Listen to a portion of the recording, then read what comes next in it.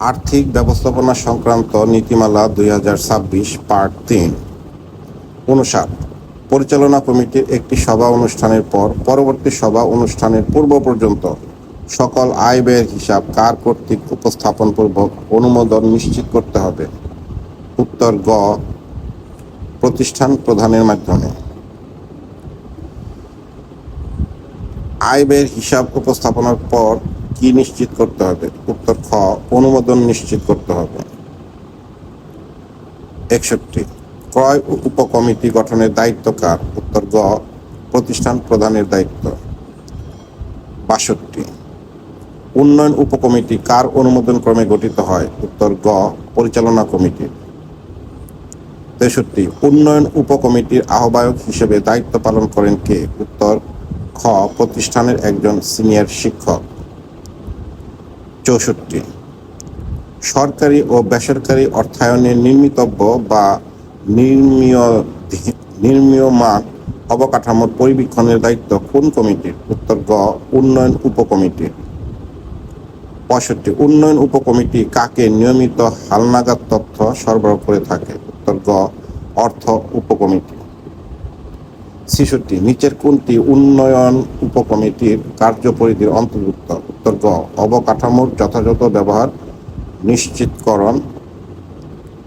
৬৭ শ্রেণীকক্ষ, ওয়াশরুম, বারান্দা ও মাঠসহ সমস্ত অঙ্গন পরিষ্কার পরিচ্ছন্ন রাখা এবং পর্যাপ্ত বৃক্ষরোপণ ও রোপিত বৃক্ষের যত্ন নেওয়ার দায়িত্ব কোন কমিটির কার্যপরিধির অন্তর্ভুক্ত? উত্তর খ, উন্নয়ন উপকমিটির। ৬৮ উন্নয়ন উপকমিটিকে কত মাস অন্তর সভা করে প্রতিবেদন পরিচালনা কমিটিতে দাখিল করতে হয়? উত্তর খ, ৩ মাস অন্তর অন্তর। ৬৯ টিউশন ফি ও সেশন চার্জ আদায় উপকমিটি গঠন করেন কে?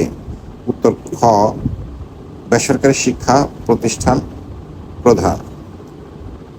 ৭০ টিউশন ফি ও সেশন চার্জ আদায় উপকমিটি কতজন সদস্য নিয়ে গঠিত? উত্তর খ, ৩ জন সদস্য নিয়ে গঠিত।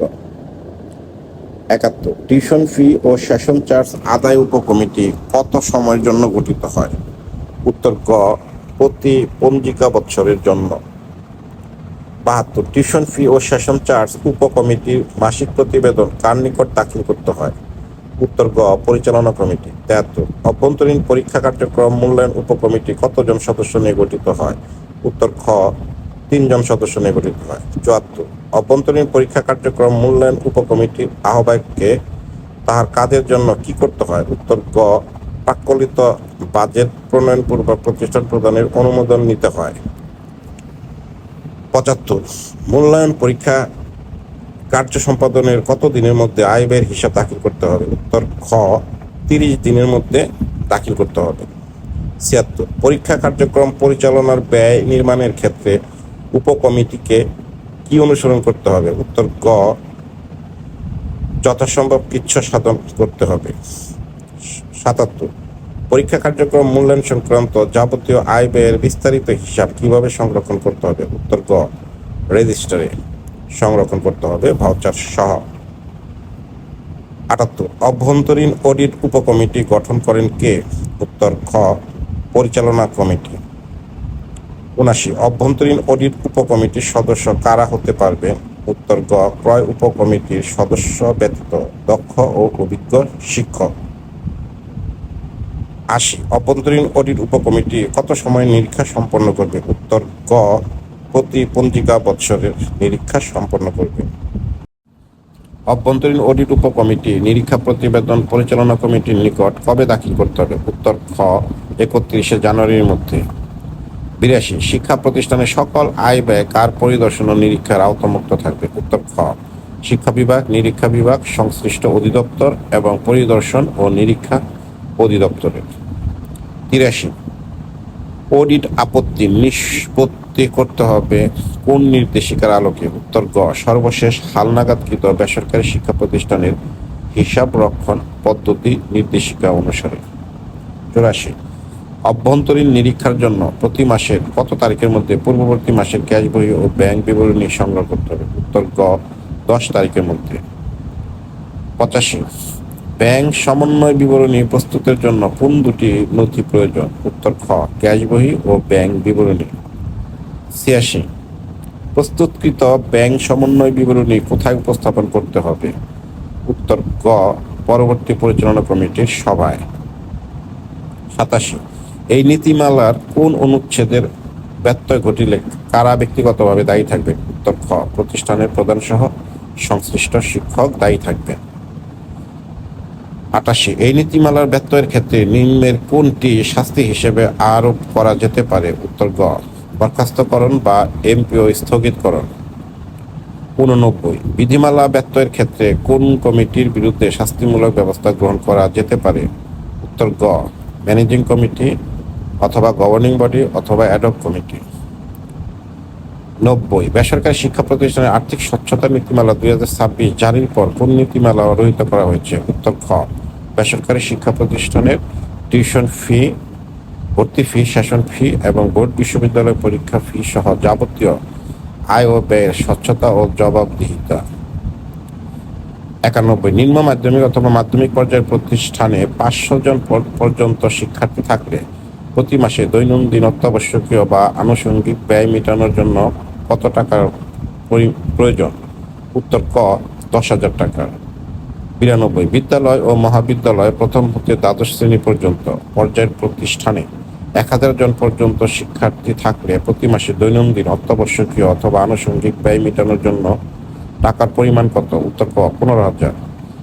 93, উচ্চ মাধ্যমিক পর্যায়ের প্রতিষ্ঠান একাদশ ও দ্বাদশে 1001 তদুর্দশ পর্যন্ত শিক্ষার্থী থাকলে প্রতি মাসে দৈনন্দিন অত্যাবশ্যকীয় অথবা আনুষঙ্গিক ব্যয় মেটানোর জন্য টাকার পরিমাণ কত? উত্তর গ 15,000। 94, স্নাতক পর্যায়ের প্রতিষ্ঠান একাদশ হতে স্নাতক পাস ও স্নাতক সম্মান পর্যন্ত 1001 থেকে 2000 জন পর্যন্ত শিক্ষার্থী থাকলে প্রতি মাসে দৈনন্দিন অত্যাবশ্যকীয় আনুষঙ্গিক ব্যয় মেটানোর জন্য টাকার পরিমাণ কত? উত্তর খ 20,000 টাকা। 95, স্নাতকোত্তর পর্যায়ের প্রতিষ্ঠান একাদশ হতে তদূর্ধ্ব 2001 তদূর্ধ্ব পর্যন্ত শিক্ষার্থী থাকলে প্রতি মাসে দৈনন্দিন অত্যাবশ্যকীয় অথবা আনুষঙ্গিক ব্যয় মেটানোর জন্য টাকার পরিমাণ কত? উত্তর গ 30,000 টাকা প্রয়োজন। 96, পরিমাণ ব্যয়ের অতিরিক্ত ব্যয় কিভাবে পরিশোধ করতে হবে? উত্তর খ চেকের মাধ্যমে পরিশোধ করতে হবে।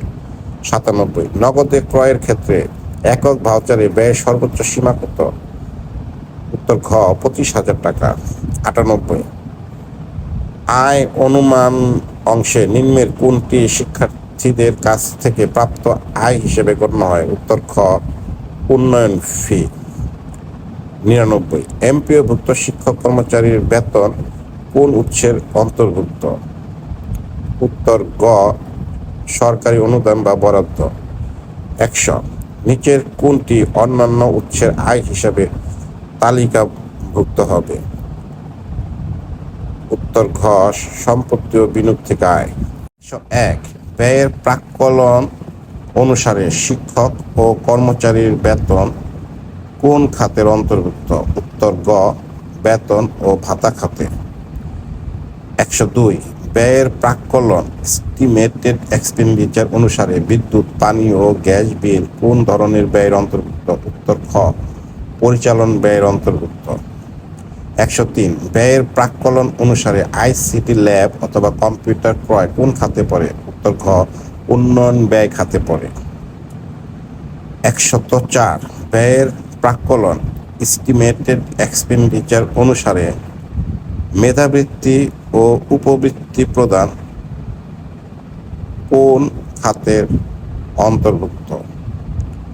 উত্তর ক অন্যান্য ব্যয় খাতের অন্তর্ভুক্ত।